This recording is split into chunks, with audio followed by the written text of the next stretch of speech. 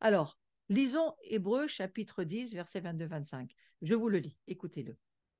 Approchons-nous avec un cœur sincère, dans la plénitude de la foi, les cœurs purifiés d'une mauvaise conscience, le corps lavé d'une eau pure. Ça, c'est tout ce que fait le sang de Jésus. Amen. Verset 23. Retenons fermement la profession de notre espérance, car celui qui a fait la promesse est fidèle. Verset 24. Veillons les uns sur les autres pour nous exciter à la charité et aux bonnes œuvres. Moi, j'ai envie de dire pour nous exciter à l'amour. Ouais, excitons-nous à l'amour parce que si on a derrière la révélation que c'est pour la gloire de Dieu, on va payer les prix pour y arriver. Verset 25, n'abandonnons pas notre assemblée, comme c'est la coutume, de quelques-uns, mais exhortons-nous réciproquement, et cela d'autant plus que vous voyez s'approcher le jour. On peut le lire d'une manière très légaliste, et ça c'est juste affreux. Mais on peut le lire de manière spirituelle, en disant, comprenez bien la pensée qu'il y a derrière. Restez ensemble, assemblés. Ne quittez pas ce qui vous assemble. C'est comme ça que je comprends le verset. Hein, on a des corps spirituels avec lesquels nous vivons la communion des esprits. Et je nous rappelle que, évidemment, dans ces corps que nous fréquentons, même plus que ça, c'est plus qu'une fréquentation, dans lesquels nous vivons la communion, je préfère le dire comme ça, eh bien, il faut avoir pris, évidemment, la décision de vivre dans l'atmosphère de la gloire. Si on est encore dans des atmosphères où on se bagarre contre les esprits religieux, contre les attitudes, les comportements charnels, si on fait partie de Galates, j'ai souvent l'habitude de dire, vous pratiquez Galates 5,19 ou Galates 5,22, hein, parce que Galates 5,19, c'est les œuvres de la chair, et ça, c'est juste, voilà, c'est le chaos, hein. Ça va de l'idolâtrie aux querelles, à la magie, à l'ivrognerie, enfin, à toute la corruption de ce monde. Ça, c'est les œuvres de la chair. Mais quelques versets suivants, Galates 5,22, le fruit de l'esprit, au singulier. Le fruit de l'esprit. Je vais beaucoup en parler dans ma journée de samedi. Pour ceux qui me rejoindraient, vous aurez quelques nouvelles petites révélations. Mais le fruit de l'esprit, c'est quoi? C'est l'amour qui va se développer en beaucoup de saveurs. Mais c'est l'amour. Et donc, nous devons saisir l'importance dans la saison dans laquelle nous sommes, dans cette année 5784, où nous passons une nouvelle porte dans la dimension de la qualité de l'amour, dans la qualité de la révélation, dans la qualité, pour que la gloire de Dieu, là, véritablement, puisse se libérer de nos vies et descendre là où elle a envie de descendre. Qu'elle ait des lieux où elle puisse se poser, cette gloire. Que la présence de Dieu puisse aller où elle veut aller, pour que la volonté de Dieu se fasse sur la terre et que des hommes, des femmes rejoignent la famille, trouvent, connaissent l'amour de Dieu pour leur vie. Ouais. Alors, le plan parfait du Seigneur, eh bien, il consiste à nous faire grandir alors que nous sommes en communion avec la famille de Dieu. Donc, vous voyez, je suis en train de nous dire ce soir, on ne peut pas vivre notre vie. Et c'est bien de se rencontrer. Et moi, je passe un certain nombre de temps en ligne et je fais un certain nombre de choses en ligne parce qu'il y a une vraie communion spirituelle qui se fait dans l'esprit. Il n'y a pas d'espace, il n'y a pas de temps. Dieu peut nous mettre en communion, même si on est très loin. Évidemment, je crois qu'il y a aussi cette immense importance de ne pas nous priver de la communion fraternelle et aussi en présentiel. C'est extrêmement important parce qu'il y a cette immense parole de Jésus qui cherche des lieux où il peut se poser, où il peut atterrir. Il cherche des pistes d'atterrissage, des tarmacs où il peut aller. Et la gloire, elle est sainte. Et sachez que nous sommes des saints. Et que, vous le savez bien, les saints que nous sommes, les justes que nous sommes devenus aujourd'hui, nous sommes choisis par Dieu pour qu'ensemble puisse atterrir et venir déposer tout ce qu'il veut faire et amener la volonté parfaite du Père dans les vies qu'il veut toucher. Je crois que pour nous, c'est cette communion fraternelle qu'on doit apprendre à discerner spirituellement. Et c'est au milieu de cette communion, on dit bien que le faire polie le faire, mais c'est au milieu de cette communion-là, je crois, hein, que Dieu vient avec sa gloire.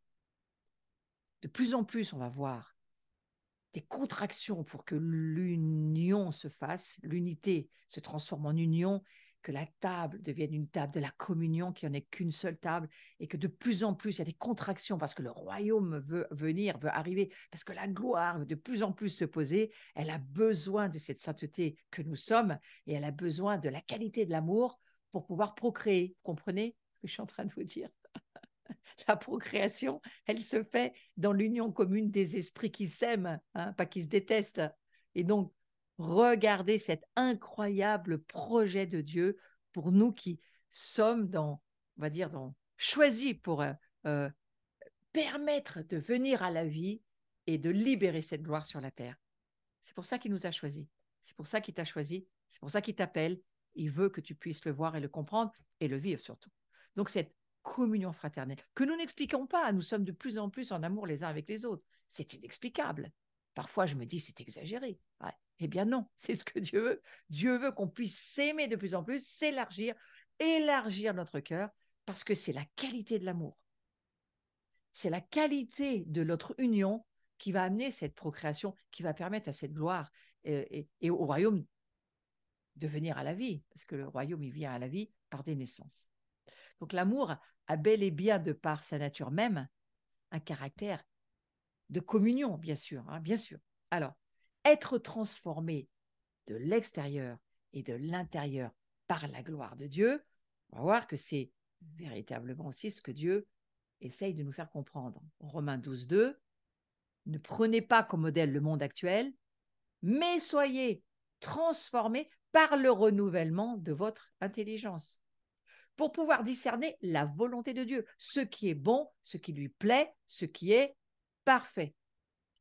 Nous sommes transformés alors que nous montons dans les cieux, que nous adorons Dieu, que nous vivons cette intimité. Nous sommes transformés.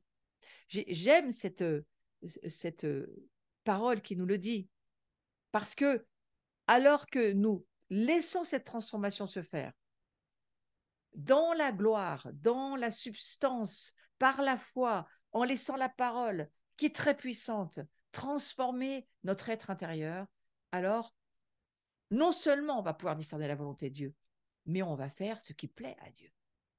Et je crois que ce qui plaît à Dieu, c'est de libérer sa gloire partout où il veut la libérer. Donc nous sommes une créature tripartite, corps, âme, esprit, qui est parvenue à présent dans l'espace de vie qui lui était initialement destiné, selon l'ordre de la création de Dieu. Et tandis qu'on apprend à vivre, parce que c'est ce que nous apprenons, restons dans cette espérance, frères et sœurs. Nous apprenons à vivre dans cette gloire. Moi, j'ai qu'une envie, c'est d'en apprendre encore beaucoup plus. Nous apprenons à vivre dans une atmosphère de gloire. Et nous avons pu vivre certains effets immédiats, spontanés, visibles, perceptibles, comme des miracles, des délivrances, des libérations miraculeuses, même des... Je suis sûre que si on devait se parler sur un Zoom, on a plein de trucs à se dire. Parce que la gloire, on l'a déjà vécu. On a vécu des bouts, des morceaux de gloire.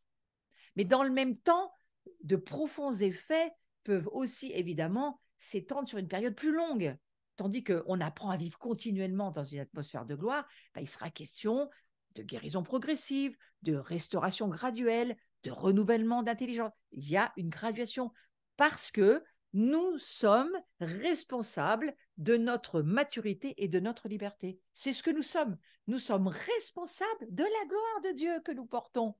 Et le Seigneur nous dit que nous allons dans une transformation en processus et que nous passons de la grâce à la gloire, nous mûrissons, nous ne pourrissons pas, comme dit Carlos, mais nous mûrissons, hein, c'est-à-dire que nous avançons dans de plus profondes restaurations, guérisons, transformations. Les signes apparents de cette énergie nouvelle et prodigieuse, hein, au sein de la gloire, eh bien, c'est ça qu'on sent en nous, ce fleuve de vie qui vient et qui touche notre être intérieur, qui touche notre être extérieur, extrêmement divers, variés. Et nous sommes tous différents, mais nous avons tous une expérience à vivre dans cette gloire. Ça peut aller, oui, d'une guérison classique. Hein, on peut être guéri d'un diabète, de l'arthrose, de problèmes de mobilité, des signes, des disparitions de cicatrices. Ça arrive de plus en plus. Hein. On voit des pertes de poids surnaturelles. Ça aussi, ça arrive beaucoup en ce moment. On voit des choses incroyables. Soyons attentifs. Soyons attentifs et ouvrons-nous à laisser faire à Dieu ce qu'il veut. Parce que vous savez quoi, Dieu ne va pas faire ce que vous pensez ou que vous lui demandez forcément qu'il devrait faire. Et dans ce temps où nous accueillons cette gloire de Dieu, je crois qu'il faut laisser Dieu être libre. Hein. La connaissance de la vérité nous rend libres et je crois qu'il y a quelque chose en nous qui doit se retirer pour laisser Dieu faire ce qu'il veut. S'il veut enlever les rides à quelqu'un, il a le droit. S'il veut enlever des signes de vieillissement, il a le droit. S'il veut guérir un cancer, il peut. Et nous, il faut aussi être ouvert à entendre ce que Dieu veut. Et à partir du moment où on entend la révélation, frères et sœurs, il faut tout de suite l'appliquer. Vous vous souvenez le visuel tout à l'heure. Vous allez plonger dans le vide de ce que Dieu vient de vous dire et il va le faire. Et ça, il faut y aller là-dedans. Et ça demande de la foi. Hein. Bien sûr, ça demande de la foi. Mais il faut y aller. Mais c'est, je crois, ce qui va nous transformer. La transformation intérieure de la personnalité opérée par la gloire de Dieu. Pour nous, c'est extrêmement important. Qui voulons non seulement le vivre, mais le libérer. Hein. Nous tous qui sommes là et qui cherchons à voir, entendre et à grandir dans cette gloire de Dieu, on est tous attentifs, avec une oreille attentive à ce que Dieu veut nous dire, mais il faut aussi ouvrir notre cœur à véritablement le laisser s'attendrir et faire confiance à Dieu sur ce qu'il veut faire et ce qu'il veut dire. Et même si ça nous paraît, c'est pas ce qu'on l'aurait fait nous, laissez-le faire ce qu'il veut. Ça, c'est ce que je ressens nous dire ce soir. Laissez Dieu faire ce qu'il veut. Regardez, la marque de l'atmosphère de la gloire, la majesté et la splendeur sont devant sa face, la force et la joie sont dans sa demeure. Pensez à ça. Lorsque nous sommes directement, continuellement exposés au rayonnement de Dieu, on est pénétré de sa joie, on est pénétré de sa force, on est pénétré d'excellence, de dignité. Je voudrais terminer ce cours là-dessus en disant, Seigneur, nous ne sommes pas sous les mérites ou sous les œuvres ou sous la culpabilité que Satan veut toujours mettre sur nous en disant, mais de toute façon, tu n'as pas ni la capacité, soi-disant, ni l'appel de porter la gloire de Dieu. Ça, ce ne sont que des mensonges. Ce que Dieu nous dit et ce qui va être notre marque, certains auront la marque de la bête, nous, on va avoir la marque de la gloire. Ouais. Et la marque de l'atmosphère de la gloire, c'est lorsque nous l'adorons, lorsque nous vivons dans sa proximité, lorsque nous acceptons d'unir nos esprits avec des frères et des sœurs que Dieu a choisis pour nous et avec lesquels nous sommes et avec lesquels nous unissons nos esprits, la marque de l'atmosphère de la gloire, eh bien, c'est là où vous allez voir votre vie, elle est pénétrée d'une joie. Nous, ça nous est tombé dessus mardi, mais il y avait très longtemps que je n'avais pas vu d'une façon tangible, tomber sur une personne qui n'avait absolument pas envie de rire. Hein. La gloire de Dieu, la force, la joie, la dignité qui revient, l'excellence de la présence de Dieu dans la vie de quelqu'un pour lequel on ne pouvait nous rien faire. Et c'est là, waouh, on se dit, bah, moi j'ai comme Élie, j'ai vu un petit nuage, hein, j'aimerais bien voir toute la pluie arriver, mais il pleut ce soir, frères et sœurs. Donc, gloire à Dieu pour la pluie. Et j'aimerais vraiment prier avant qu'on se quitte ce soir, prier pour que, eh bien, notre cœur aspire, désire beaucoup plus de révélation. Qu'il y ait vraiment un désir en nous de cette gloire de Dieu, de cette proximité avec Dieu, de ne pas nous décourager, de ne pas rien laisser au diable comme place dans notre âme et dans nos pensées, encore moins dans nos émotions. Chassez-le de votre vie s'il le faut.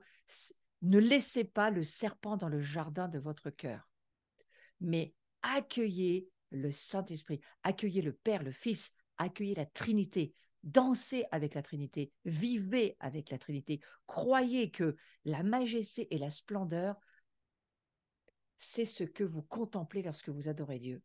Elles sont devant la face de Dieu et nous, on est habilités à regarder Dieu face à face. Nous sommes habilités à cela. Nous sommes sa gloire et nous pouvons le regarder parce qu'il est gloire, nous sommes gloire et plus nous allons le contempler, plus nous allons le devenir et plus nous allons pouvoir libérer cette gloire autour de nous. Soyez des libérateurs ou des libératrices de sa gloire et croyez que tout ce que vous faites en obéissant à une révélation, en obéissant à ce que Dieu vous dit, le Seigneur va le faire, il va l'accomplir parce qu'il veut nous voir en dépendance de sa gloire et pas en contrôle de tout ce qu'on pense savoir. Ouais. Alors Seigneur, merci ce soir pour la gloire qui descend sur nous. C'est comme une fontaine qui nous rejoint et où Dieu nous dit face à face, non seulement je suis ton ami, mais je fais de toi ma gloire et tu vas pouvoir la libérer de plus en plus alors qu'elle te pénétrera de plus en plus. Adorer Dieu, communier avec lui, trouver des lieux où la gloire de Dieu est honorée, trouver des lieux où on a choisi de vivre dans cette dimension, je le disais tout à l'heure, de prendre cette ferme résolution de vivre dans une atmosphère de gloire. Et alors, là, tout sera possible parce que c'est ce que Dieu veut que le monde puisse connaître. Un Dieu de l'impossible qui est mort, qui a donné son Fils par amour pour notre monde. Voilà, je vous souhaite une belle soirée à toutes et à tous, que cette gloire se libère dans les jours, demain, dès ce soir, au nom de Jésus, et que votre atmosphère là où vous vivez, eh bien, vous puissiez le respirer et vous dire « Waouh, quelle gloire dans ma maison ce soir !» Soyez bénis. Prochain cours, le 28 septembre. Donc, c'est la semaine prochaine. On se retrouve avec joie. On continuera ce cours sur la gloire. Pour ceux qui aimaient notre maison, vous pouvez devenir membre et vous allez sur le site, vous trouvez toutes les informations. Mon livre, Le chemin de la liberté, eh bien oui, pratiquons-le pour que plus nous libérons nos vies, plus la gloire vient. Alléluia, c'est magnifique. Donc, vous pouvez le commander, vous pouvez le trouver sur le site. Je crois que sur le site, il n'est pas… Alors, je dois vous dire que notre site est totalement en train d'être changé. Là, on est sur un nouveau site. Donc, il y a un tas de transformations qui sont en train de se faire. On fait de notre mieux parce que l'ancien site a été fermé. Un nouveau est en train de venir à la vie. Oui, c'est une nouvelle porte, une nouvelle année. Alors, il y a quelques petites choses encore à changer.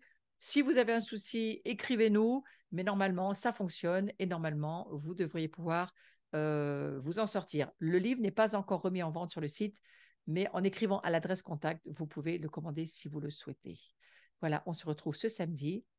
Je vais sur la gloire de Dieu sur le matin. J'ai une prédication qui me plaît beaucoup. Elle est prête et elle est là et c'est magnifique. Et puis j'en ai une autre qui va être sur, on va confronter les peurs et on va faire un travail de délivrance sur les peurs pour lesquelles on ne doit plus laisser de place à ce mauvais esprit-là. Parce que ça suffit. Donc il faut apprendre au diable à dire non merci.